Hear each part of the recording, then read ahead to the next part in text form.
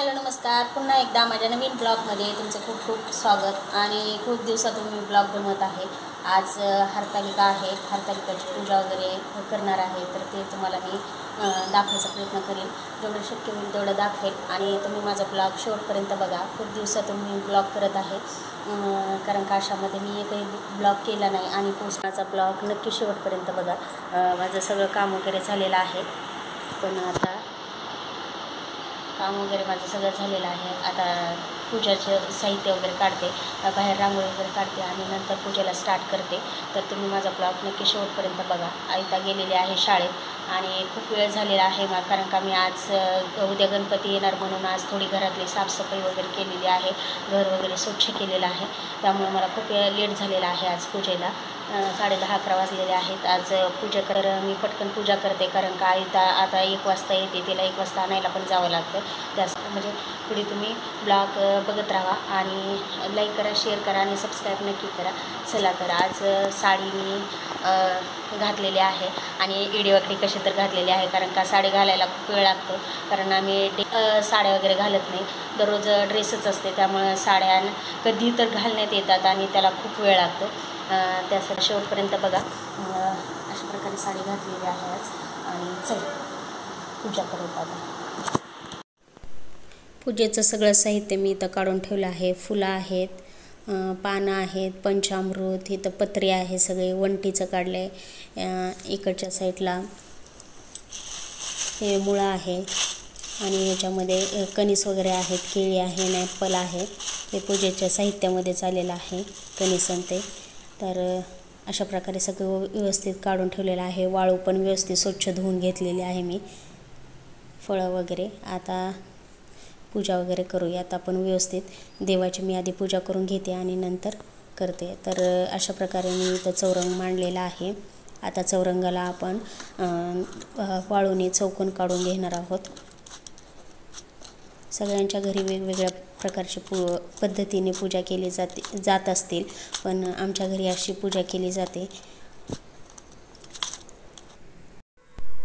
तर आता आपण इथं महादेवाची पिंड काढून घेणार आहोत. इथं आपण आता महादेवाची पिंड काढून घेत आहोत. महादेवाची पिंड अशा प्रकारे काढत आहोत. आणि महादेवाची पिंड झाल्यानंतर एक पार्वती आणि पार्वतीच्या 5 सख्या, ही अशा प्रकारे एक पार्वती आणि पार्वतीच्या 5 सख्या असं काढणार आहोत.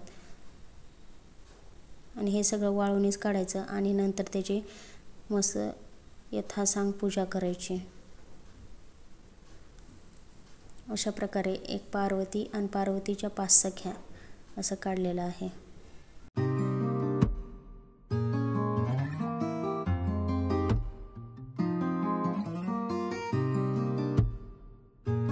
नंतर एक विड्याचं पान ठेवायचं त्याच्यासमोर, म्हणजे 2 नागिलीचे पानं आणि साईडला कने एक गणपती म्हणून कने एक सुपारी ठेवायची. नागिलीच्या पानावर सगळं वंटीचं साहित्य ठेवायचं.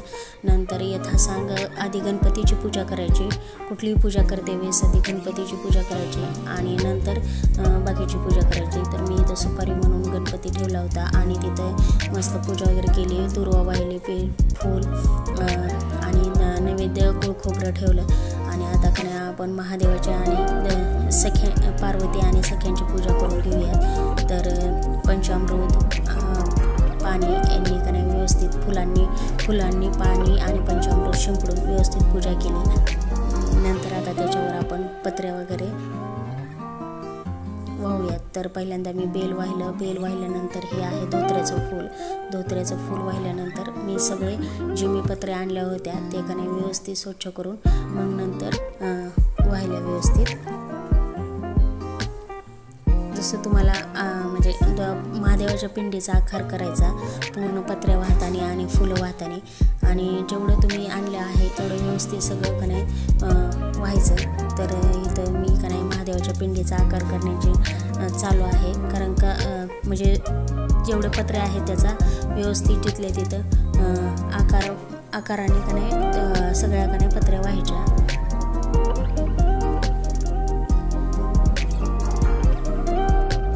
पत्र्या वगैरे वाहिल्यानंतर मी कने सगळ्या जेवढे फुलं होते राहिलेले ते सगळे वाहून घेत आहे आणि महादेवाच्या पिंडीचा आकार देण्याचा प्रयत्न करत आहे। तर पूजा वगैरे घरात असल्यानंतर मन खूप प्रसन्न होतं।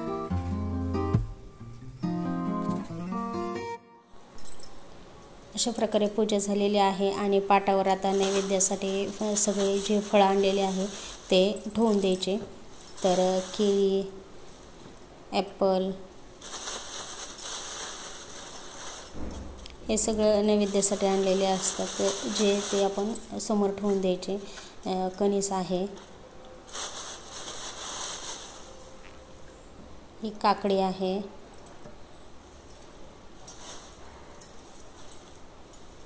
हा आहे मुळा।